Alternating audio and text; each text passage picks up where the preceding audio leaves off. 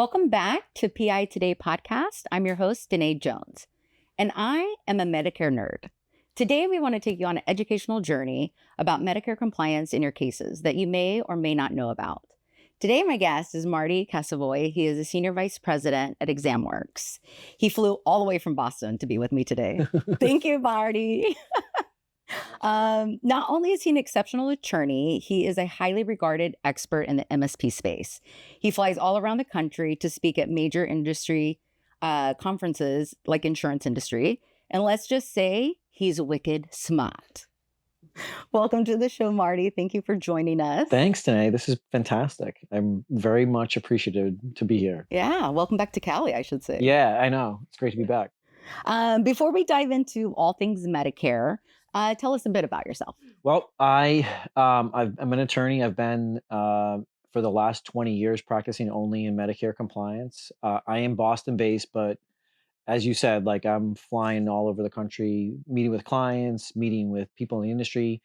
2 weeks ago, I was meeting with judges in New Jersey, but I'm based in Boston. I grew up in Boston, and apart from living in San Diego for a hot minute, in New York City maybe for a hot minute, I've only been in Boston and went to Boston University, Suffolk University Law School. So yeah, got the wicked part right. I try to avoid the Boston accent, but I want the Boston okay, accent. okay.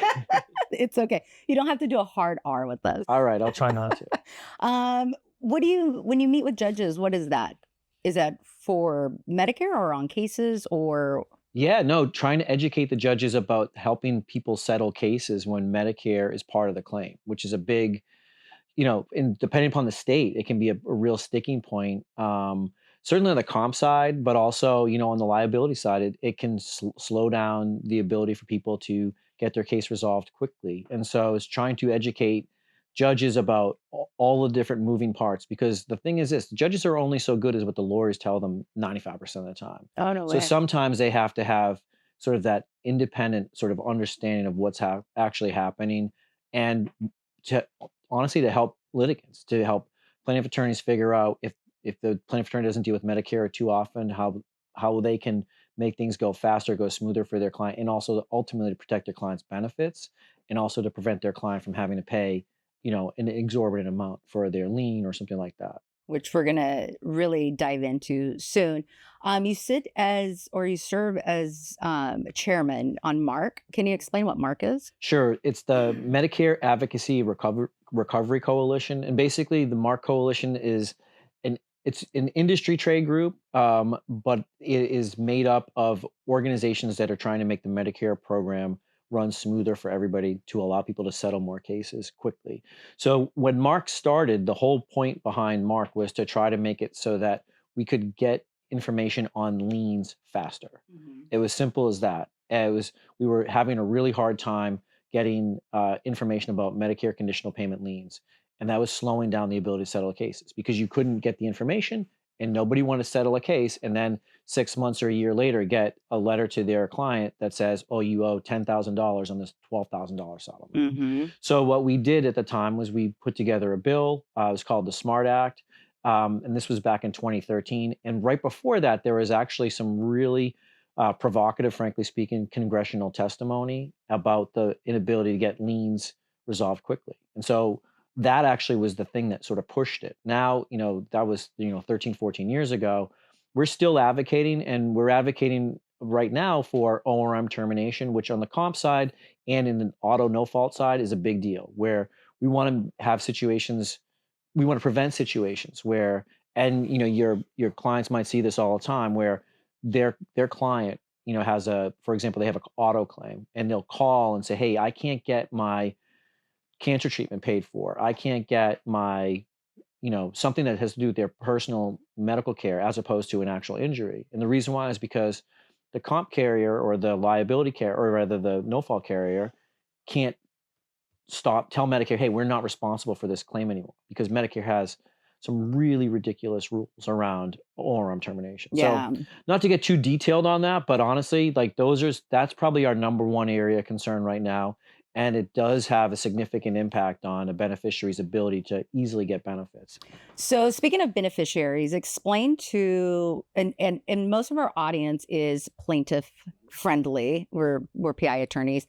They do have work comp divisions, crossover cases. So primarily, our focus would be for PI, but break down what is a Medicare beneficiary. So there's three categories I focus on. The first category of people who's Medicare beneficiaries, anybody over age 65.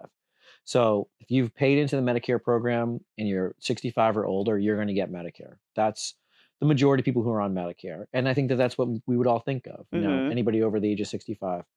The other category of people is folks who have Social Security disability insurance for more than 24 months.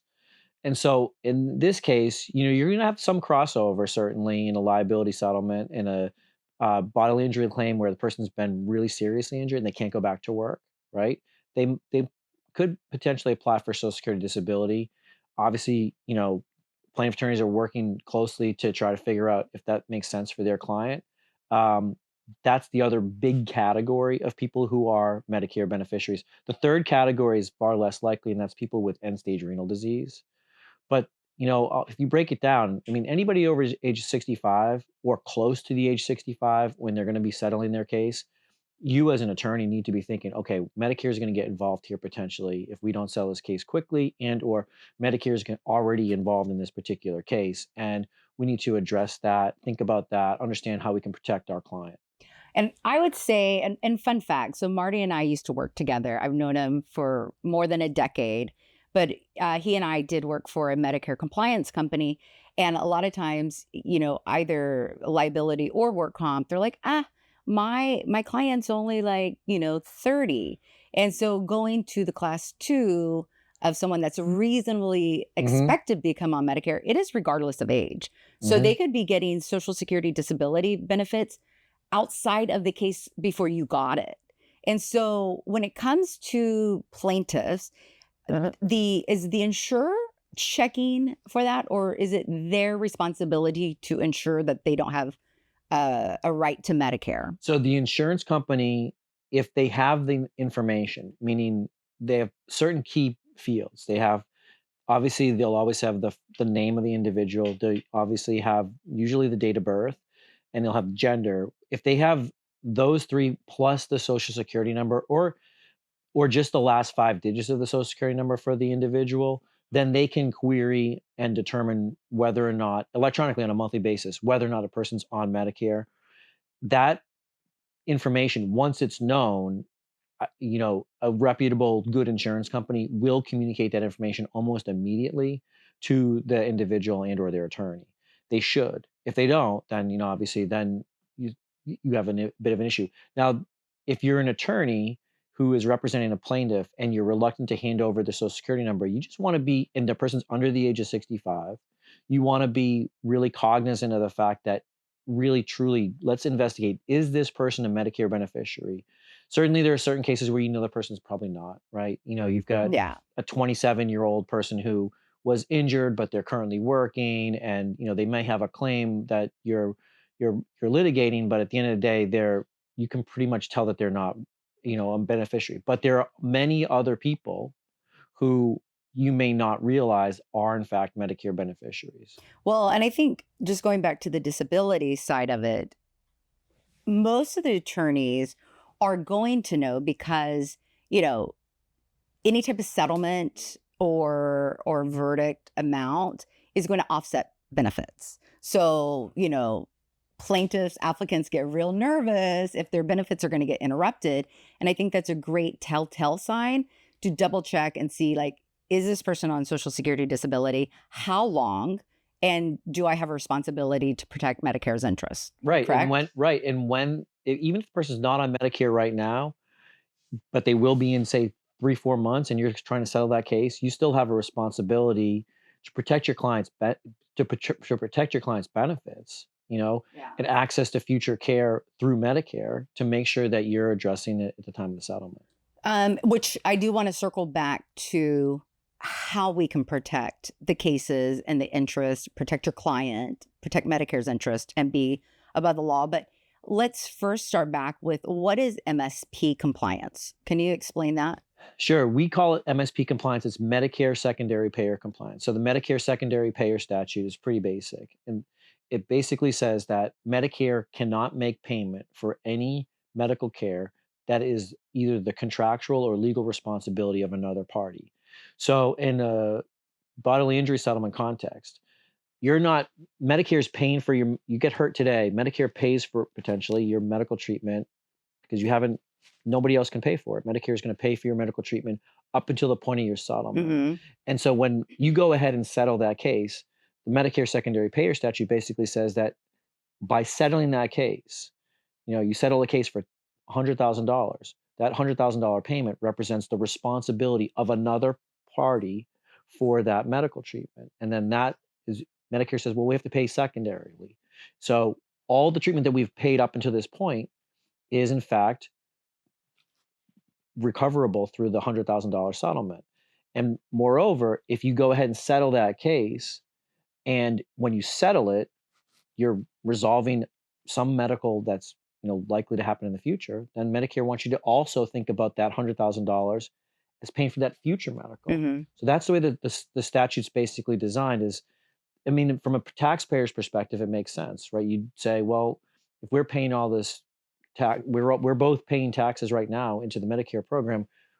We would not want that money to be used to sort of just underwrite the ability for these carriers, these insurance companies to pay the $100,000 and forget about it. So that's the reason why we would say it makes sense. We want to protect the taxpayer.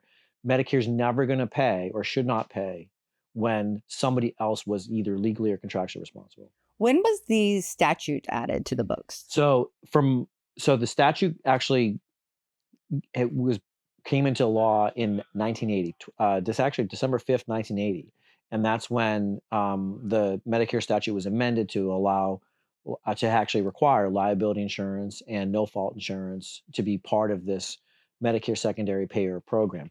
It's always been this way for workers' comp, going back to the dawn of Medicare in 1965. But for liability and no fault, it started in 1980. What was the purpose behind it? Purpose is basically to prevent situations where the burdens were shifted from either from responsible payers, such as a no-fault carrier, or settlements onto the Medicare program. So and in fact, if you go back into the 1970s and you look around, and in some states where they had lifetime PIP, Hmm. there are situations where, in fact, Medicare might still be considered the primary payer because the way that the state law was set up. Like Pennsylvania was a good example. Oh, no Back in the way. 1970s, people would have Medicare and they'd have a PIP claim, and Medicare would actually be responsible because there was no Medicare secondary payer Mm. statute. Because the contract that PIP carrier had was, if you have Medicare, you go treat with Medicare. We're not going to pay your bills. Yeah. And that's how a lot too, when I got into the Medicare space, it was like Medicare's going broke. They're going after all these insurers and carriers, and we got to save the chest. But what they were doing is like, oh, this applicant or claimant or plaintiff is Medicare. Let Medicare deal with it. Let them pick up the tab. And they're like, no, I no, had no. this exact same thing happen last week or 2 weeks ago. I was speaking at a conference in Arkansas, and they had an attorney who said that when he started out and his client would be a Medicare beneficiary back in the 90s, he would be like, "This is great." He's like, it's going to be easier for me to settle this case because I'm never going to have to think about health insurance for Yeah. this person." And then that changed about 20 years ago. And he said at that point, it became a lot more complicated. So going back to, we kind of mentioned ORM, and I know probably matter of factly that a lot of our plaintiffs wouldn't know that terminology. Can you explain ORM and what, if any, is their responsibility So outside the insurer? yeah, so it's really for plaintiff side folks, it's really when you have a PIP claim or a work comp claim. But if there's any auto claim where there's first party auto, or when there's a workers' compensation claim, Hmm. and the insurance company, so the auto carrier or the workers' compensation carrier is responsible for paying for a person's medical bills on an ongoing basis. So think about like in work comp, we've got, the bills come in, you're responsible, the carrier is supposed to pay it. And an auto claim, the PIP bills come in, the the auto carrier is supposed to pay the medical treatment. That's right. I remember actually the liability carriers, the ORM for liability would be no, Right. but then they pay out millions. Right, exactly. So what happens is once those companies know that they have the Danae Jones case in workers' comp or the Danae Jones PIP claim, they're responsible to raise their hand and say, "Hey, over here, we are responsible for paying for that medical treatment." And so that's really where ORM comes in. It's their responsibility. However, I think that from a plaintiff's perspective, when your client calls you and says, "I went to the doctor today. The doctor said I can't get medical treatment because I have a workers' compensation claim that I do not have." Or "I went to the doctor today and I can't get medical treatment because I have this open no fault claim that I do not have, or that is not part of Mhm. this particular treatment." That's a red flag for you as a plaintiff attorney. Contact the carrier. Say, "My client can't get medical treatment." And it's probably because the carrier has not been able to successfully terminate ORM, or it could be a misunderstanding, frankly, with the doctor's office sometimes. And the reason for that is because Medicare's ORM rules are very expansive. So carrier has to report that claim. They're required to under the statute as ORM. If they don't report that claim, then they can get fined significant amounts of money, which is why and they have to do so within a year. Mhm. So they're incentivized to get the information to Medicare, but there's no incentive in the back end for them to terminate it because Medicare won't penalize them if they're late to terminate. To kind of like hone in on the point is even though the liability carriers might not have the ORM, the ongoing what is it? Ongoing responsibility for medicals, they once the case resolves, it still gets filed and reported to Medicare that there was a settlement. Yeah, absolutely. So whenever you settle a case with a Medicare beneficiary, the insurance carrier or the self-insured is responsible under federal law to notify Medicare within 1 year of the settlement. So it's not automatically reported to them. They're supposed to, right? So it has to be reported within a year. Now that means that you can settle a case today, and Medicare might not find out about it if nobody else says anything other than the carrier for another 10, 11 months. Wow. That can be, so that's why it's so important that when you go ahead and settle that case, that you've done the necessary legwork up front. You've addressed the conditional payment lien if there is one, and you've hopefully reduced it, and you've identified what futures there will be. And you've got good, really solid settlement language at the time that you go ahead and settle the case today. Why is that? Because it may not be until 9, 10, 11 months from now that Medicare even finds out about that case. And at that point, if you haven't done the conditional payment lien or figured out what the conditional payment lien might be, if you haven't addressed futures, at that point, 9 months from now, 10 months from now, you've put the file away. Your client's got their money. They've probably spent all their money. Well, at that point, that's when Medicare can come back around and they'll send a conditional payment. Well, you haven't done anything with Medicare conditional payment liens. Now they send the letter to you and your client. And if you haven't addressed it, now it's a problem because the claim's already settled. So in talking with, my clients all the time, and I love Medicare so much, I always find a way to bring it up in their cases. And it seems like they kind of have the liens down now that Medicare Yeah. opened the portal. It's so much easier. But and sometimes, they're like, yeah, I got a reduction. So back in the day before the portal ever happened, they would always call expert companies like Marty's company or the one we worked back in the days with, where we took the lien, we helped resolve it because a lot of times, Medicare's like, hey, I'm going to throw everything in the kitchen sink. If it has an ICD-9 or ICD-10, you're responsible for. And we would go through it and be like, that's not related. That's not related. That's not related. And we'd a lot of times get zero. Yes. Has there been any changes with the portal It's much easier. are they also obtaining the Medicare portal for Advantage plans? No, great question. So the portal is only for Medicare Part A and B medical treatment. So that's about 50% of your clients, probably, maybe a little bit more. Now, that means that, you're able to log into the portal, identify what the conditional payment amount is that's alleged by Medicare, perform all your disputes and appeals in the portal Okay. itself, upload all the information. There's no faxing back and forth, and you get information back much faster. Usually Nice. it's about 30 days to get a response back. However, you asked a question about Advantage plans, does not include Advantage plans. So they have to go individually to the Advantage plan. Yeah, if your client is on an Advantage plan, their Medicare conditional payment lien might look like zero because Medicare Part A and B hasn't paid for anything, but the Advantage plan has. So if you go out and get, hit by a car today and you're an Advantage plan enrollee, that's who's paying your medical bills. It's not going to be original Medicare. It's going to be Humana, Aetna, And they whoever have the plan they same have. rights of recovery, They've alleged that they have the same rights of recovery, and it's an interesting, which we really need to dive into the Yeah. rights of recovery yeah, after we do this other two. sure.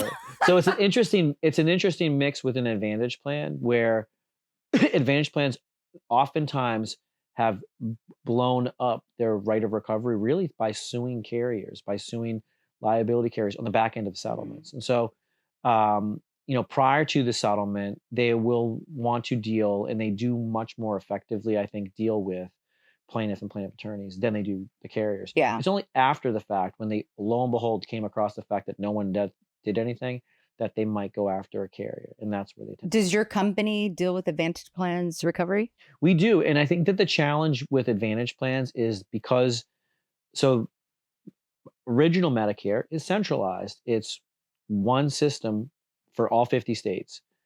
Medicare Advantage is not. Medicare Advantage is all these different companies that have contracted with the government, and they all have their own process for getting you that lien information.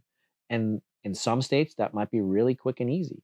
And other companies or other states, that might be really, really long. We've got some cases that can take, months and months and months. But usually what we wind up saying is, we're going to settle this case tomorrow, like it or not. To the Advantage plan? And that's the easiest way for you to get the Advantage for plan. them to be like, Yeah. hold on. We got to make sure we get paid. Okay. Exactly. All right. So, and I'd say that does tend to work. And I also think too, from a plaintiff attorney perspective, when the attorney contacts the Advantage plan and says, listen, this my client is your client. He's enrolled in your plan. She's enrolled in your plan. We need to get this resolved immediately. Please make sure that this is resolved in a way that is going to, get us the information so we can get the settlement, so that we can get our client the money that they need, and ultimately you guys can get paid some amount of money. Yeah. Advantage plans tend to be a little bit better at breaking down the amounts in a way that actually only ties the treatment that the person had that's related to the underlying accident. So they cut out things like, their cancer care, their well visits, their MRI for their knee, when in fact it was their elbow that got hurt. Yeah. And this is a one-off, but it comes up a lot. Does your company help resolve Medicaid liens? We do. Each Medicaid obviously states a little bit different, so some better than others, but we will help resolve Medicaid liens. And yeah, I mean, ultimately, like it's one of those things where if there's a government out there, a government act that's trying to get money from an individual or get money from a company, then we'll step in and we'll What try to about investigate. VA? Because I know they have the same rights of recovery. Yeah, we And that gets largely ignored. Yeah, VA is largely ignored. We do some VA work, but honestly, I think it because it's so ignored, there's not a lot of opportunity. They aren't doing it. Budget cuts, There you go. But we are going to link, just a little segue, we are going to link all of Marty's company information and contact information, because again, I know it comes up a lot in conversation. Who do you have for this? Do you guys do this? And Marty's company can help you with any of the lien resolutions, and it goes through case costs. So it's very simple to get it done with. So just a little segue. But I do want to jump back into, obviously they have to work with the insurers, but what is the attorney's responsibility if they do have a Medicare beneficiary or expected to be Medicare? What's their due diligence to make sure Medicare's interest is considered? What are the two things that I know we kind of addressed the liens and the futures, but can you really break that down? Yeah, so from an attorney's perspective, just personally for the attorney, if I have a law firm and I have a Medicare beneficiary, then the concerns I have are, one, I have to address the Medicare conditional payment lien in the settlement somehow, whether it is pre-settlement, whether it's within the settlement, etc. I need to ensure that Medicare is properly addressed from a lien perspective, which is everything, Hmm. obviously, as you guys know, from the time of the injury to the time of the settlement, for two reasons. Number one, to make sure that Medicare gets repaid, obviously, if they have to, or that I can protect, more importantly, that I can protect my client's benefits. Yeah. Because we have seen this so often where a beneficiary's medical treatment or lien is not addressed at the time of a settlement. This happens a lot of times, less likely in represented cases, obviously, but in situations where they're unrepped, if they don't pay back Medicare Yeah. and the lien just blows up, then ultimately, then they can offset their Social Security check and reduce it by up to 15% per month, It's which a is lot. crazy. And you're going to get an angry call That's it. when that happens. And so that can, if it's not addressed, then derivatively, ultimately, the plaintiff attorney is actually personally responsible to make sure that Medicare is repaid. Why? Because that $100,000 settlement, that went first to that attorney's client trust account.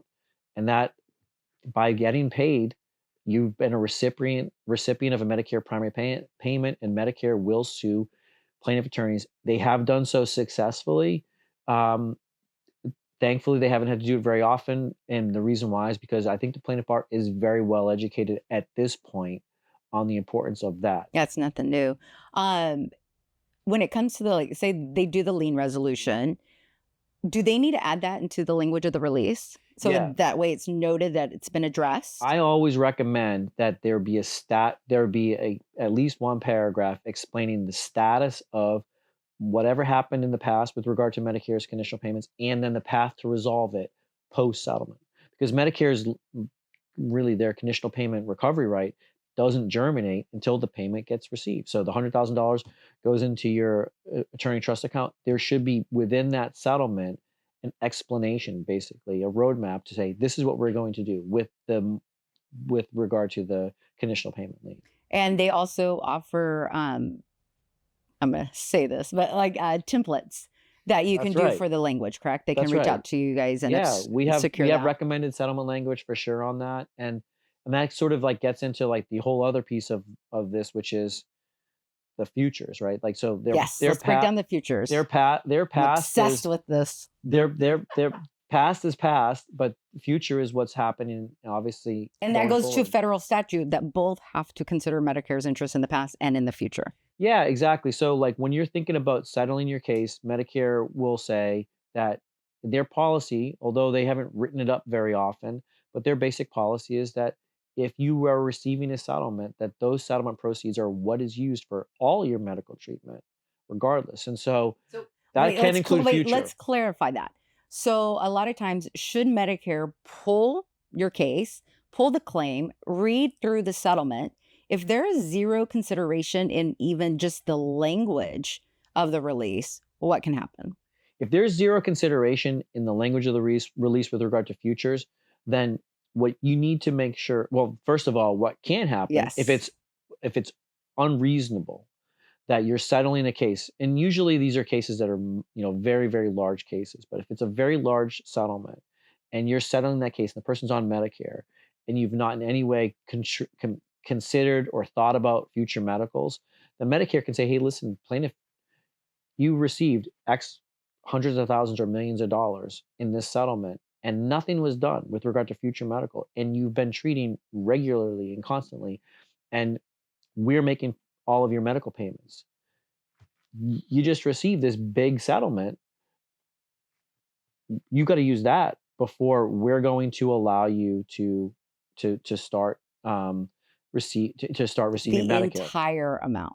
It can be, yeah, and Yeah. on that's the express policy on the comp side, and on the liability side, they certainly have pushed for that. And while they don't require Medicare set-asides, what I can tell you is that when you talk to people at the agency, they'll say, "Hey, listen, your liability settlement is no different from your comp settlement. We expect you to use your liability settlement proceeds to pay for your future medicals." The only difference that happens in liability, of course, is that in a liability case, you're settling, you know, at a discount, right? Like, there's some element that you might not be, you're going to compromise. you're not going to get full value on that settlement most of the time. So going back to like, Medicare reporting, which would be the CMS centers, what is there anything new on with them looking at liability or a LMSA consideration? Well, what's Dr. Oz up to? Yeah, so that's a good question. I don't know what Dr. Oz is up to. He's killing snakes, I think, with Bobby Kennedy's son. So no, I'd say that when we're Because they've been teasing it for such a long time. they have been teasing it for a long time, and I think that where they are is sort of settled in right now on they're focused on they've actually just in the last year started to require comp carriers at settlement to not only whether they've done an MSA on the claim or regardless of the amount of the settlement, they started to require comp carriers to report that information to Medicare. That was never done before. That was just in the last year. So they had been focused on that. And the reason why they're focused on that is because they want to actually evaluate these settlements and see if people are, in fact, doing the right thing. It's interesting, just really quick, because work comp obviously gets their MSAs reviewed and approved by CMS, we have a lot of crossover cases, right? Right. There's a work comp claim, but hey, look, there's product liability, premise, something that's a crossover. Would you think, in just like trying to think about it, would there be more exposure to those type of cases on the liability side? Yeah, for them review? Medicaire's policy is that in those cases where there is a crossover situation, that they have to do something. So you could be receiving a big settlement on the liability side and nothing really on the comp. Which our guys really do hit it up Yeah, big. in so. those cases, Medicare is going to say you got to do, you Yeah. have to have done a Medicare set aside. That's their written policy. Now, when it's just a pure liability settlement, they've been very cagey about what their written policy is. But again, their internal policy is Yeah. you need to be doing something to establish what your future medicals are going to be. It's important to underscore. It doesn't always have to be that it's full value, Mhm. right? So if I'm settling a case for $200,000, when maybe my full value in that case, had I gone to trial and been successful, would have been $1 million. I'm Right. settling for 20% of the value just because of whatever reason. I don't have to set aside $100,000 of when it was going to be 100,000 out of the million. I don't have to set aside $100,000. I can still set aside some percentage of that though, or designate a percentage that say we're compromising this case at 1/5 value, and we're going to only designate $20,000 or something like that. That's an appropriate thing to do. You want to be reasonable when you're settling your case in thinking about what Medicare's future interest will be. You don't have to give Medicare absolutely everything. I think that that's one of the common misconceptions. And I remember back in the day, like, depending on their due diligence, but they can even just say, look, we considered Medicare's interest. We deem that nothing is Exactly. given to their futures, but you still considered it and you still It's so talked critical. about it in the release, right? It's exactly. It's absolutely critical that you do that. So we've what you just said is perfect. Are you a lawyer? I am. We've reasonably considered Medicare's interest and determined that Medicare has no interest for the following reason. And it's usually pretty easy to figure out what that reason might be based upon the facts and circumstances of that case, based upon the medical. One thing that I'll add too is that, in situations where there is no real need for significant future care, you can document that. It might have been that the person has this massive injury that they've basically had resolved, but they had a lot of pain, suffering, and Mhm. trauma that they've went through. They might have a really big settlement, but there might be no real need for future medical. Yeah. So speaking of all of that, what are some available tools out there for, and again, too, on the work comp side, obviously they work and we have clients who do work comp or the work comp crossovers. But can you speak to the nature? Again, we're highly PI, but what tools are available that's out there in order to protect not only their interests, but obviously their clients' interests? Yeah, and see, I think this is important, like, because you need to be able to. I think that plaintiff attorneys, generally speaking, they do a really good job of valuing their cases, but of course, it never hurts to have a medical professional look at it, right?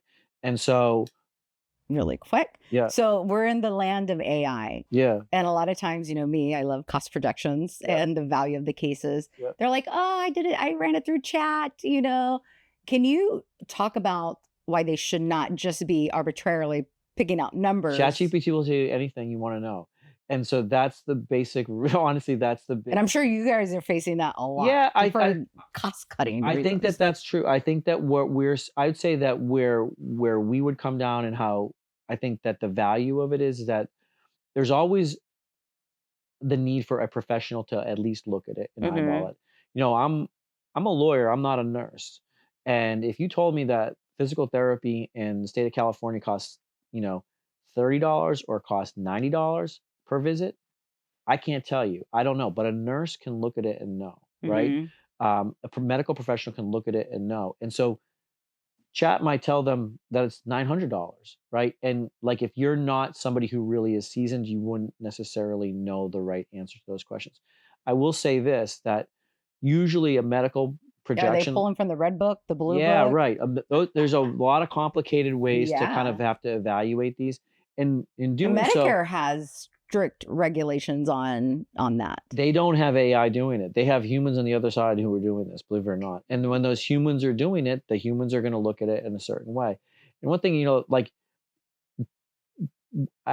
yesterday I was at a conference actually here in California, and I heard someone give a talk about AI, believe it or not. Hmm. And in the conversation about AI, what they said, and I thought this was really important, was they said like a human will look at two different things.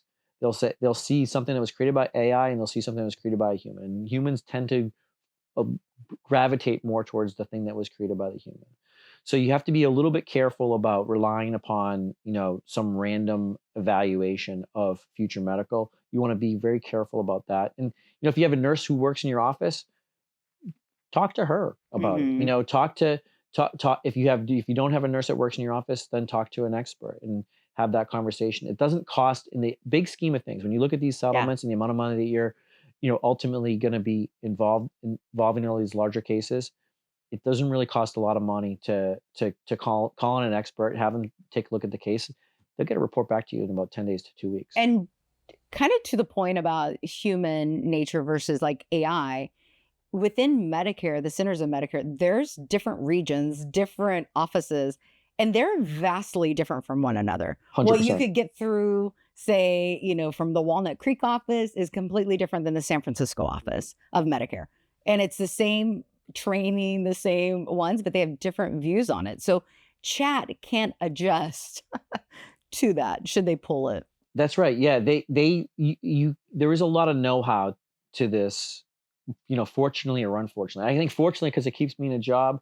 Unfortunately, there's a lot of know-how to it. So it is kind of hard to break into understanding it. I will say that where, plaintiff attorneys do a fantastic job usually is their liens, because that's sitting right there. Yeah. I think the futures is the thing that they tend to um, Miss out miss on. out on a little bit. And the reason why they miss out on it is just because the barrier to understanding is a lot higher.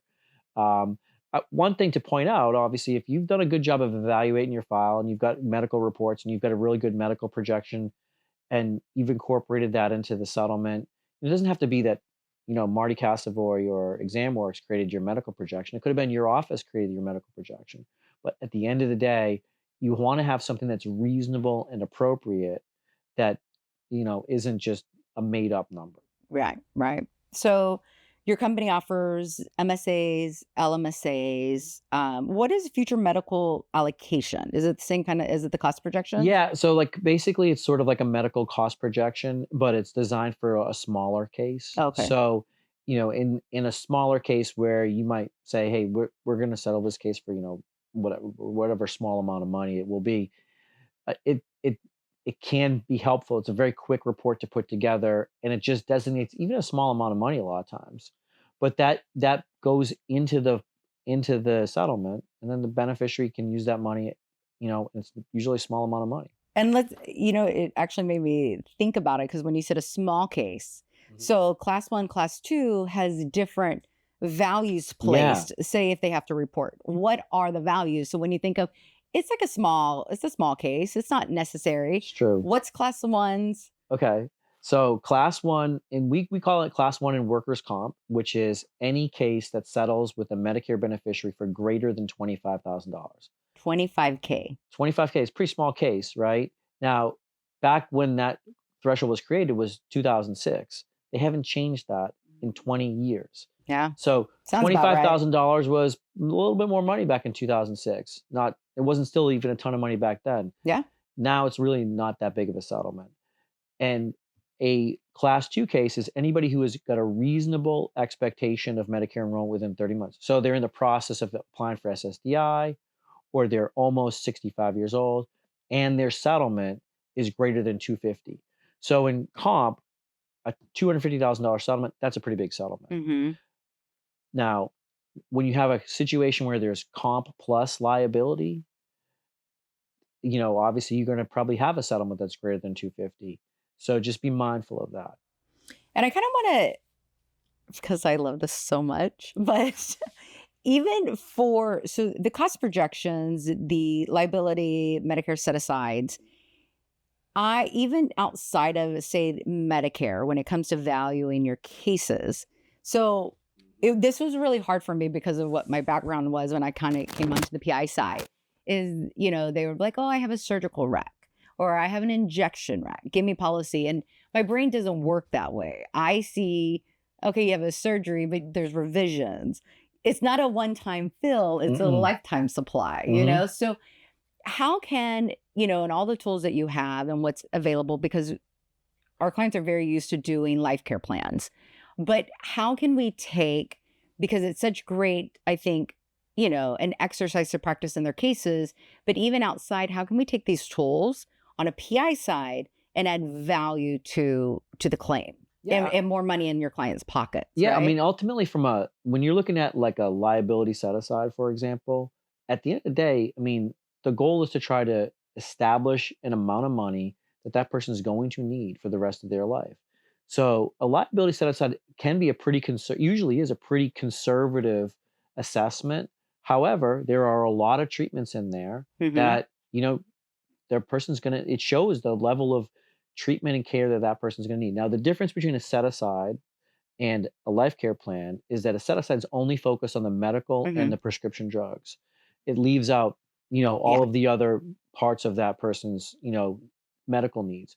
However, it can be pretty significant. And I think that when you're looking at that, you're saying, well, this person's going to need this surgery. This surgery is going to cost them out of pocket.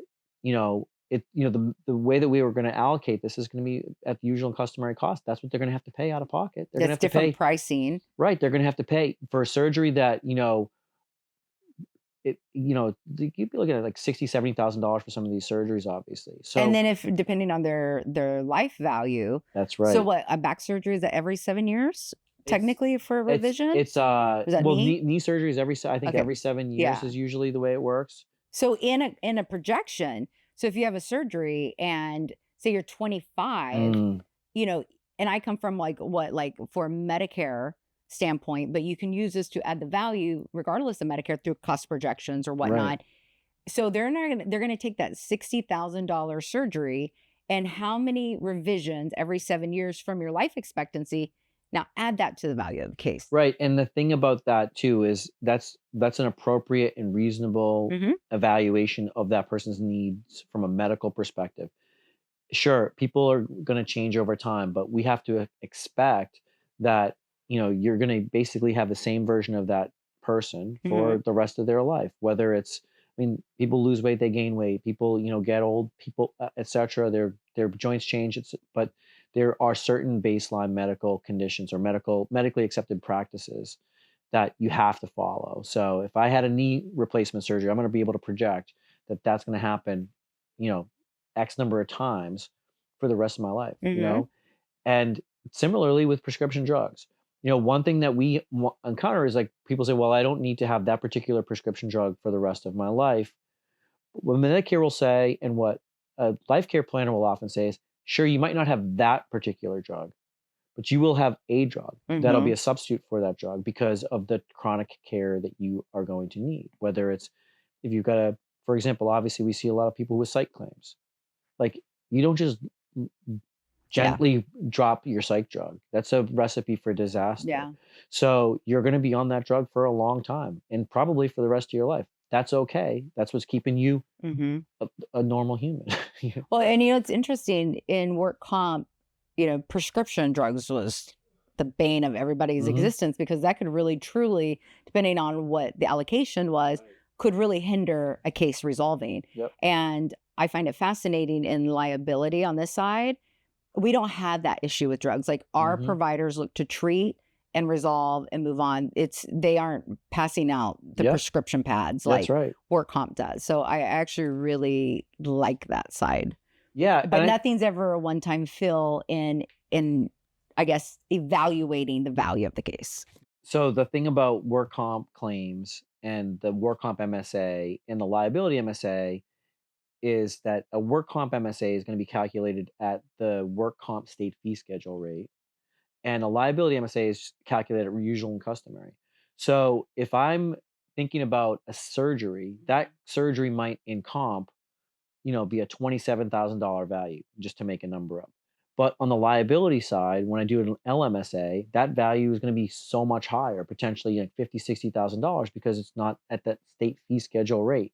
I'm paying usual and customary out of pocket. And if I have surgery at Cedars-Sinai Medical Center in Los Angeles, it's going to be a lot of money. So I think that that's something that people do have to kind of be cognizant of and aware of and think about. And it's an important value to include in your settlement. If I know that that person is potentially going to have that surgery, he's my client, I'll make sure it's going to be paid for. Yeah. I don't want to have a situation where in 2-3 years, when that surgery ultimately is what he's going in for, that there's a challenge to him paying for it, that he's run out of money, that there's, that his, even the Medicare or his Advantage plan is saying, wait a second, what are we doing over here? We're not going to authorize this. So I think too, to your point, I think that's really good because a lot of times they think of, oh, it's a Medicare, it's really low billing. And Yes. no, Medicare, if they're going to be a primary payer at one point, they're going to throw everything in the kitchen sink and it's at top dollar. Mhm. So when I think of outside of Medicare cases, the value that can get added is because I know what Medicare will only accept, which is the best of the best, That's right? right. Yeah. And you can, like, Medicare's, if you wanted to get your surgery at Cedars-Sinai, or if you wanted to get your surgery at the cheapest hospital in wherever, some other state, um, you're going to be able to get your surgery at Cedars-Sinai, if you can get the doctor. So Hmm. ultimately, that's what they're going to wind up paying. And Yeah. if you live here and it's convenient for you, then you should be able to get that. Now, there was one other thing that I forgot that I wanted to kind of bring up, and that it was around this whole idea that the person doesn't currently want the surgery. Yeah. Big, big, big. And so if your client is a candidate for a surgery and there's some part of their, personal life that's preventing them from wanting to have the surgery at that time, doesn't mean they won't have that surgery in the future, or that treatment, whatever it is, if it's a major interventional treatment. It could be because their daughter's going to graduate from college this year and they don't want to be bedridden. It could be the fact that they've got like a grandchild living at home and they want to make sure that they aren't incapable of caring for that person during that time period. Hmm. It doesn't mean that they're not going to have the surgery. It just means not now. And I love that you say that because you come from, a defense perspective. And a lot of times we see in cases or, the carrier or whomever is fighting saying, oh, the client hasn't had the surgery yet. Hmm. I don't know if they are. There's no surgery date on the calendar. And coming from our background, it didn't matter. It had to be included because at one day, next week, maybe they're scared today, they have to get it next month. So I Yeah. love that you bring that up from a defense perspective. And I think it's a great argument that I think plaintiff attorneys should really like dig their heels in and fight for the client for that. Well, yeah, and another point that we used to say back in the day was, well, they would say, well, the person's a candidate for a surgery, and it'll be a caveat of, well, if they lose, significant amount of weight. That was before GLP-1s. Hmm. And now, We see that a lot now right too. now, like if they say, well, they're a candidate for surgery if they lose 75 pounds, well, they can do that.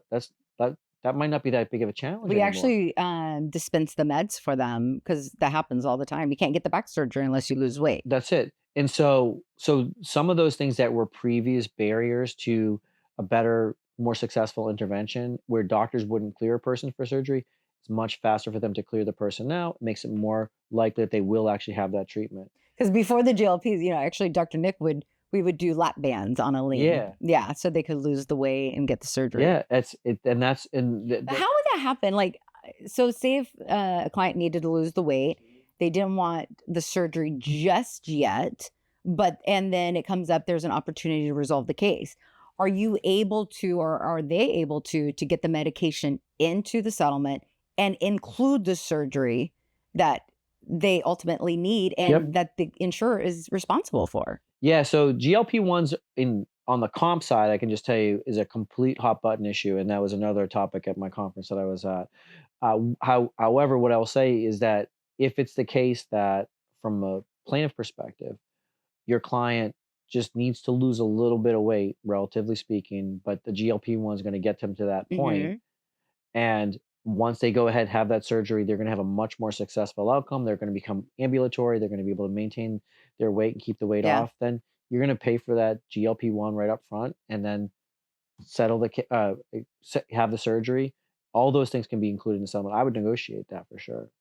So it leads back to all the tools that they actually have, and they can reach out to you as an expert, talk about it per case, because there's a lot of, crazy scenarios.